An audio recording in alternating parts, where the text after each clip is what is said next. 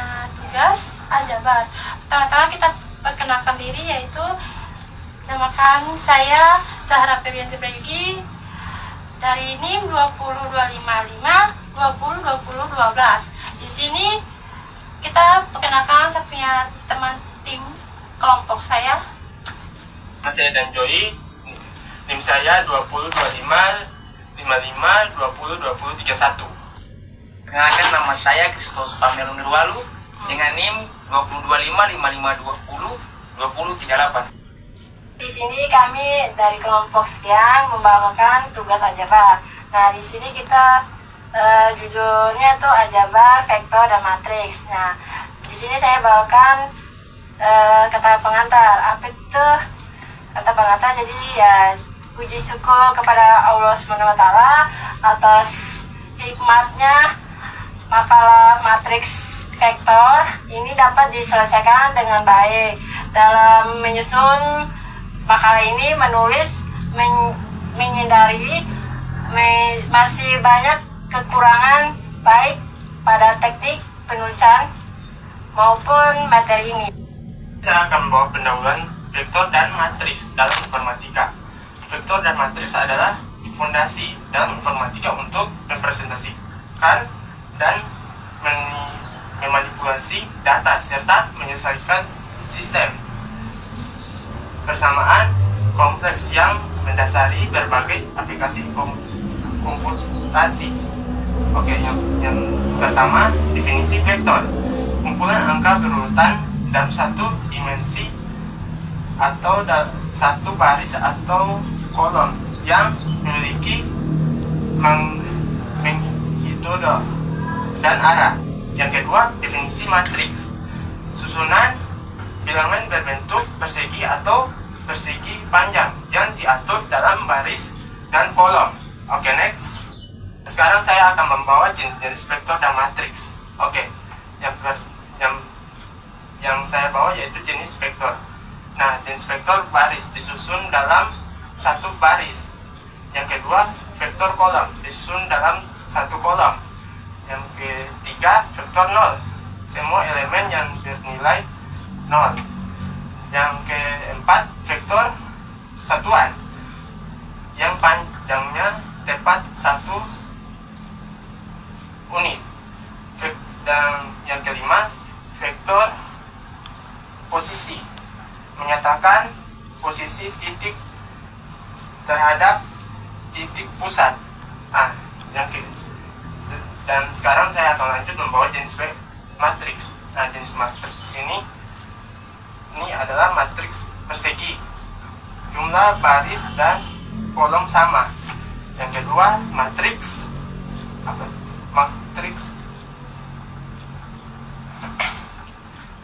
baris atau kolom. Hanya satu baris atau satu kolom. Oke, yang ketiga. Saya akan membaca operasi baris elementer OB.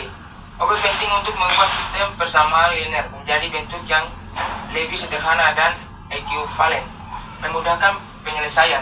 Nah, yang pertama, pertukaran baris. Menukar posisi dua baris sembarang. Yang kedua, perkalian skalar. Nah, perkalian skalar untuk menggalikan semua elemen dalam satu baris dengan konstanta bukan nol. Nah, yang ketiga, penjumlahan baris. Nah, penjumlahan baris berfungsi untuk mengganti baris dengan hasil yang menjumlahkan baris tersebut dengan kelipatan baris yang lain. Nah, OB adalah tulang punggung eliminasi Gauss, bentuk epsilon baris, dan Gauss-Jordan, bentuk epsilon baris terdukasi. Next. Nah, matriks inverse. Sebuah matriks memiliki inverse jika berbentuk persegi dan diterimanya tidak sama dengan nol. Matriks non-singular. Yang pertama, syarat inversible. Matriks harus persegi dan Eiden ANE 0 titik. Yang kedua, metode pencarian. Metode adjoint atau transformasi baris elementary OB. Next. Sini saya masuk ke implementasi matriks dalam Hilbert. Matriks digunakan sebagai kunci untuk mendeskripsi dan pesan dalam algoritma Hill-Shifter. Ya, yang pertama pesan ke vektor. Pesan teks mengubah menjadi numerik. Yang kedua enkripsi, yaitu vektor dibalikan dengan matriks kunci adalah modulus tertentu untuk menghasilkan teks tersandi. Yang ketiga, deskripsi, teks tersandi dibalikkan dengan inverse matriks terkunci. Nah, di sini Hill-Shifter adalah algoritma kriptografi. Ya, kriptografi matriks klasik yang diperkenalkan oleh L.S. Hill pada tahun 1929. Oke, next. Determinan. Determinan adalah nilai skalar tunggal dari matriks persegi. Dalam aljabar linear, ia menentukan solusi unik dan inverse matriks. Dalam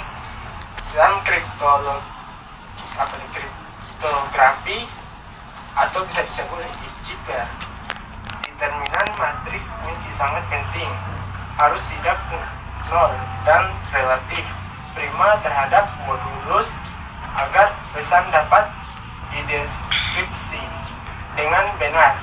Yang pertama, definisi fungsi yang mematakan matriks persegi ke nilai skalar real.